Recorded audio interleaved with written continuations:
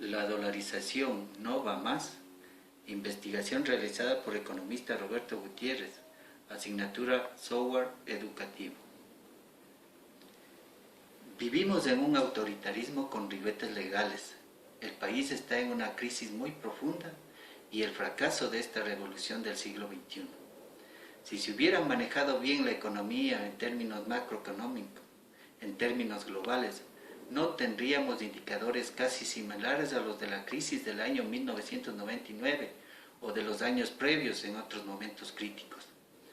Dice el economista Eduardo Valencia que un economista de origen cubano, Carlos Díaz Alejandro, que era su profesor, decía: cuando un país tiene esa riqueza del petróleo, no se debe coger esas divisas y monetizarlas internamente, jamás traerlas para gastos corrientes, y afuera mismo se las deben cambiar, y en lugar de que entren las monedas o depósitos, tráiganles en activos fijos.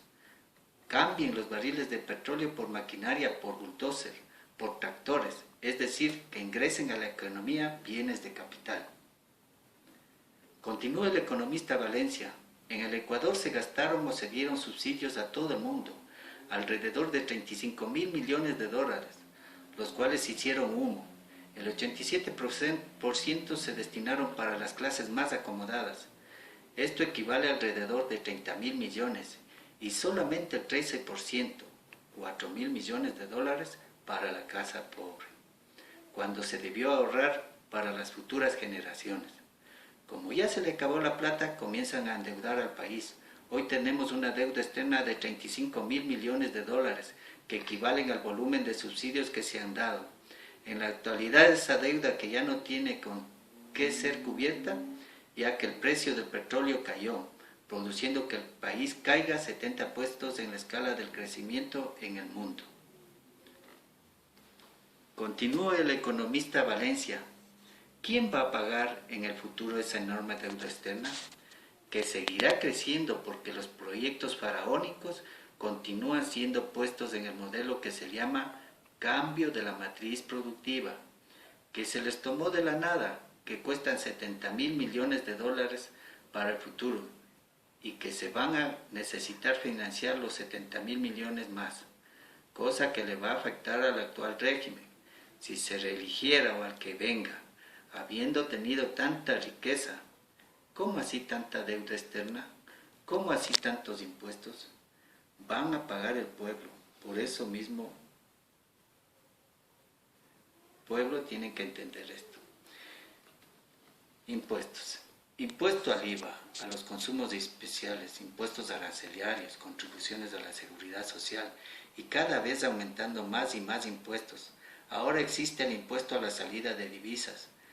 Cada cierto tiempo van aumentando la nomenclatura de tipo de impuestos. 2.000 en el año 1993. En el año 2006 llegaba aproximadamente a 8.000 millones de dólares, 4 veces más en una década. Con eso se inaugura la administración Correa. En el año 2014 esta cifra llega a casi 24.000 millones de dólares. Solo en los últimos años ha habido 11 reformas tributarias. Cuando entró como presidente creí que debía bajar el IVA del 12 al 10%. Hoy está en 17%. ¿Por qué razón? Porque se está añadiendo el impuesto a la salida de capitales, porque afecta a todo el sector externo, importaciones y exportaciones, del cual dependen en alto grado el consumo de la población. La gente consume en enorme cuantía recursos importados. Hay una exacción, coacción, imposición, coerción de los bolsillos de la gente para que vayan a los bolsillos del gobierno. Esto va a perjudicar el ahorro, no va a haber inversión. Afecta directamente a la clase media y a la clase pobre. Este gobierno ha sustentado el modelo económico en la deuda externa, en los subsidios y en los impuestos. ¿Y qué pasa con la producción? Si uno mira las escalas, ¿cuándo valía la producción industrial respecto al Producto Interno Bruto? Todos los sectores productivos han caído, excepto la construcción. La dolarización se sostiene por los impuestos que pagamos los ecuatorianos.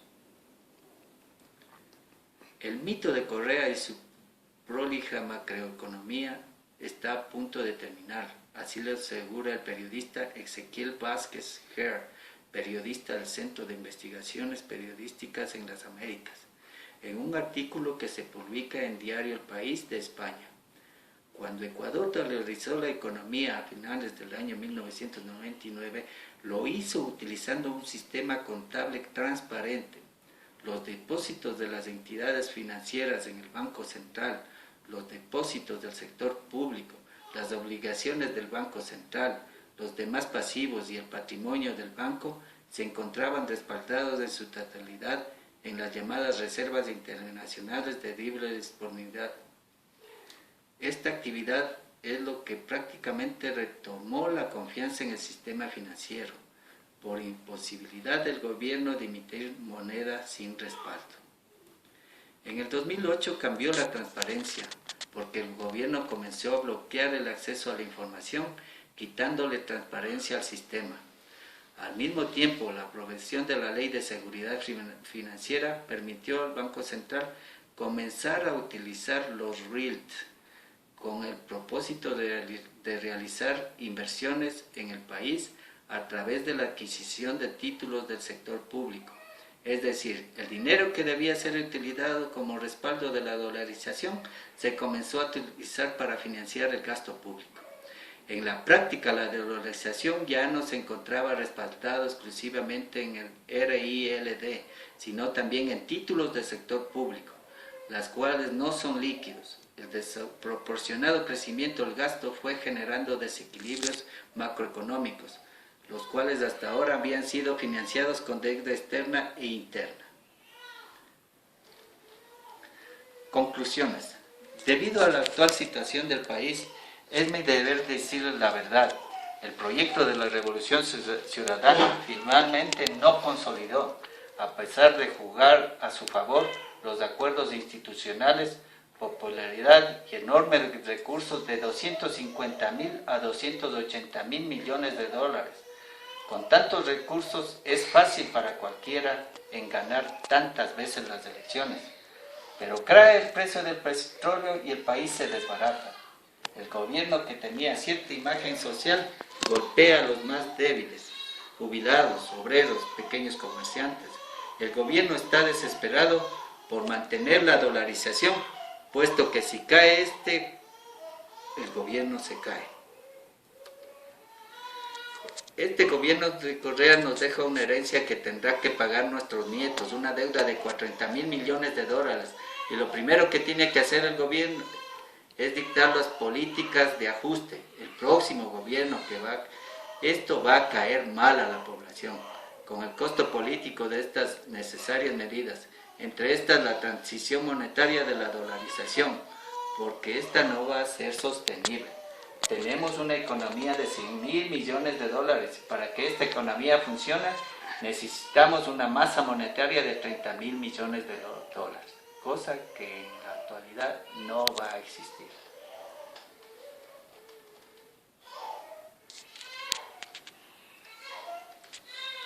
Si estos 40.000 millones hubieran sido invertidos en producción productiva o al ahorro depositados en la Reserva Monetaria Internacional, la dolarización estaba completamente consolidada. Hubiera salido con un respaldo de divisas para los que no creen en la dolarización.